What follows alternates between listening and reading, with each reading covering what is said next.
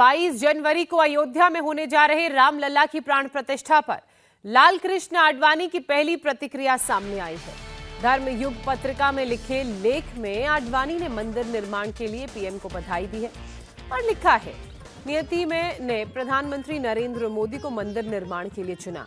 वहीं प्राण प्रतिष्ठा से पहले आडवाणी ने अटल जी को याद करते हुए कहा, अपने 33 वर्ष पहले की रथ यात्रा को भी उन्होंने याद करते हुए लिखा, रथ यात्रा के साथ जन सैलाब उमड़ता जा रहा था। आडवाणी ने लिखा, रथ यात्रा के समय ऐसे कई अनुभव हुए जिन्होंने मेरे जीवन को प्रभावित किया। नियति का निश्चय हुआ साकार, भव्य राम मंदिर ले रहा आकार।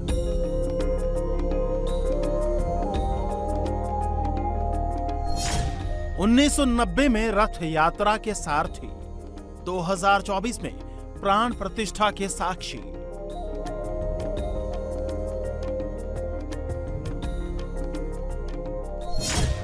रामलला की प्राण प्रतिष्ठा से पहले आडवाणी को याद आए अटल।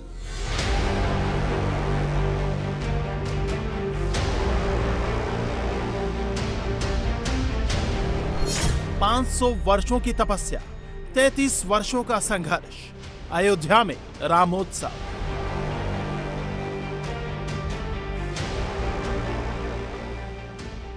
अक्टूबर 1990 जब लाल कृष्ण आडवाणी की अगुवाई में सोमनाथ से अयोध्या तक शुरू हुई थी रथ यात्रा। भगवान राम के भव्य मंदिर के संकल्पों के साथ शुरू हुई बीजेपी की इस यात्रा को वीएचपी और संघ का पूरा सपोर्ट था। पीएम मोदी आडवाणी के रथ के सहयोगी बनकर उनके साथ चल रहे थे। 10 राज्यों से गुजरते हुए राम नाम की धुन पर सवार आडवाणी की 10,000 किलोमीटर की रथ यात्रा ने देश में हिंदुत्व की आस्था को जगाने का काम किया। तो आज उसी अयोध्या में रामलला अपने भव्य मंदिर में विराजने जा रहे हैं। 22 जनवरी को रामलला की प्राण प्रतिष्ठा है और उससे पहले लाल कृष्ण आडवाणी अपने उसी 33 साल पुराने संघर्ष को पूरा होते देखकर भावुक हैं। देश के पूर्व उप प्रधानमंत्री लाल कृष्ण आडवाणी ने प्राण प्रतिष्ठा से पहले हिंदी साहित्य की पत्रिका राष्ट्र धर्म के लिए राम मंदिर निर्माण एक दिव्य स्वप्न की पूर्ति शीर्षक से एक आर्टिकल लिखा है, जिसमें उन्होंने इस ऐतिहासिक मौके पर अटल जी को तो याद किया ही है, साथ ही प्राण प्रतिष्ठा में पीएम मोदी की उपस्थिति को हर भारतीय का प्रतिनिधित्व भी बताया है। प्राण प्रतिष्ठा में अब 10 ही दिन शेष हैं, तो हर एक बीतते दिन के साथ लाल कृष्ण आडवाणी भी भव्य मंदिर का उद्घाटन देखने को आतुर हैं। अपने लेख में मंदिर निर्माण को लेकर आडवाणी ने लिखा है, रथ यात्रा को आज करीब 33 वर्ष पूर्ण हो चुके हैं। 25 सितंबर 1990 की सुबह रथ यात्रा आरंभ करते समय हमें यह नहीं पता था कि प्रभु राम की जिस आस्था से प्रेरित होकर ये यात्रा आरंभ की जा रही है, वो देश में आंदोलन का रूप ले लेगा। रथ आगे बढ़ रहा था और उसके साथ ही जन सैलाब भी जुड़ता जा रहा था। जन समर्थन गुजरात से बढ़ता हुआ महाराष्ट्र में व्यापक हो गया और उसके बाद सभी राज्यों में उत्तरोत्तर बढ़ता जा रहा था। यात्रा में जय श्री राम और सौगंध राम की खाते हैं, मंदिर वहीं बनाएंगे कि गगन भेदी नारे गूंजते रहते थे। रथ यात्रा के समय ऐसे कई अनुभव हुए जिन्होंने मेरे जीवन को प्रभावित किया। सुदूर गांव के अनजान ग्रामीण रथ देखकर भाव विभोर होकर मेरे पास आते, वो प्रणाम करते, राम का जयकारा करते और चले जाते। ये इस बात का संदेश था कि पूरे देश में राम मंदिर का स्वप्न देखने वाले बहुत तेरे हैं। वो अपनी आस्था को जबरन छिपाकर जी रहे थे। 22 जनवरी 2024 को मंदिर की प्राण प्रतिष्ठा के साथ ही उन ग्रामीणों की दबी हुई अभिलाषा भी पूर्ण हो जाएगी। पत्रिका को दिए अपने बयान के दौरान लाल कृष्ण आडवाणी अपने संघर्षों के साथी और भारत के पूर्व प्रधानमंत्री अटल बिहारी वाजपेयी को याद करते हुए भावुक हो गए। तो वहीं लाल कृष्ण आडवाणी ने पीएम मोदी के प्राण प्रतिष्ठा में शामिल होने को लेकर कहा, जब प्रधानमंत्री नरेंद्र मोदी मंदिर की प्राण प्रतिष्ठा करेंगे, तब वो हमारे भारतवर्ष के प्रत्येक नागरिक का प्रतिनिधित्व करेंगे। मेरी प्रार्थना है कि ये मंदिर सभी भारतीयों को श्री राम के गुणों को अपनाने के लिए प्रेरित करेगा। रथ यात्रा के समय लगाए जा रहे नारे को हकीकत में बदलता देख आडवाणी लिखते हैं, उस समय मुझे लग रहा था कि नियति ने यह निश्चित कर लिया है कि एक दिन अयोध्या में श्री राम का एक भव्य मंदिर अवश्य बनेगा। बस अब केवल समय की बात है। जिस रथ यात्रा को याद कर आडवाणी भावुक हो रहे हैं, उसी रथ यात्रा ने बीजेपी के जनाधार में वृद्धि की और 2 सीटों की पार्टी से बीजेपी सत्ता के शिखर तक पहुंच पाई।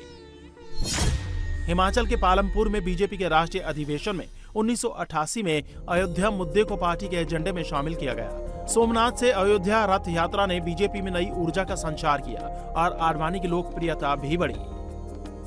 आडवाणी इसे नियति की रचना मानते हुए लेख में लिखते हैं, रथ यात्रा आरंभ होने के कुछ दिनों बाद ही मुझे इसका अनुभव हो गया था कि मैं तो मात्र एक सारथी था।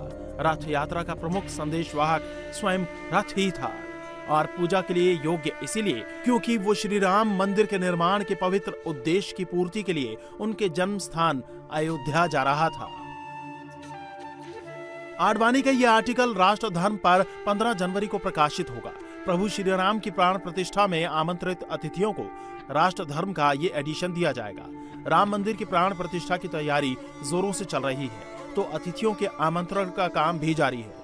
शुक्रवार को राष्ट्रपति द्रौपदी मुर्मू को प्राण प्रतिष्ठा समारोह के लिए इनवाइट किया गया। राम मंदिर निर्माण समिति के अध्यक्ष नृपेंद्र मिश्रा, विश्व हिंदू परिषद के अंतर्राष्ट्रीय कार्यकारी अध्यक्ष आलोक कुमार और आरएसएस के नेता रामलाल ने राष्ट्रपति द्रौपदी मुर्मू को निमंत्रण पत्र सौंपा। इधर प्राण प्रतिष्ठा पर 22 जनवरी को देश भर में उत्सव का माहौल होगा, तो यूपी सरकार के बाद अब मध्य प्रदेश और राजस्थान सरकार ने भी सभी विभागों को लेटर लिखकर उत्सव की तैयारी करने के निर्देश दिए हैं। 22 जनवरी को अयोध्या में भगवान राम की मूर्ति की प्राण प्रतिष्ठा के दिन राजस्थान के सभी राजकीय मंदिरों में विशेष सजावट, रोशनी सहित खास गतिविधि करने के निर्देश दिए गए हैं। जयपुर के देवस्थान विभाग ने सभी जिला कलेक्टर को पत्र लिखा है, तो मध्य प्रदेश में भी धार्मिक न्यास एवं धर्मस्य विभाग ने सभी कलेक्टरों को आदेश जारी किए हैं, जिसके तहत 16 जनवरी से 22 जनवरी तक प्रत्येक मंदिर में जन सहयोग से राम कीर्तन आदि का आयोजन कराए जाने, मध्य प्रदेश के सभी मंदिरों में दीप प्रज्वलित कराने, हर घर में दीपोत्सव के लिए आम जन को जागृत करने, प्रमुख मंदिरों की साफ सफाई, रोशनी, दीप प्रज्वलन के साथ ही भगवान श्री राम जानकी आधारित सांस्कृतिक आयोजन के निर्देश दिए गए हैं। भारत में उत्सव की तैयारी है। दुनिया भर के हिंदू प्राण प्रतिष्ठा को लेकर उत्साहित हैं, तो भारत के मित्र राष्ट्र मॉरिशस ने भी 22 जनवरी को लेकर बड़ा ऐलान किया है। राम राम राम राम जय राम राम राम राम राम राम राम। मॉरिशस सरकार ने 22 जनवरी को हिंदू कर्मचारियों को 2 घंटे की छुट्टी देने का ऐलान किया है।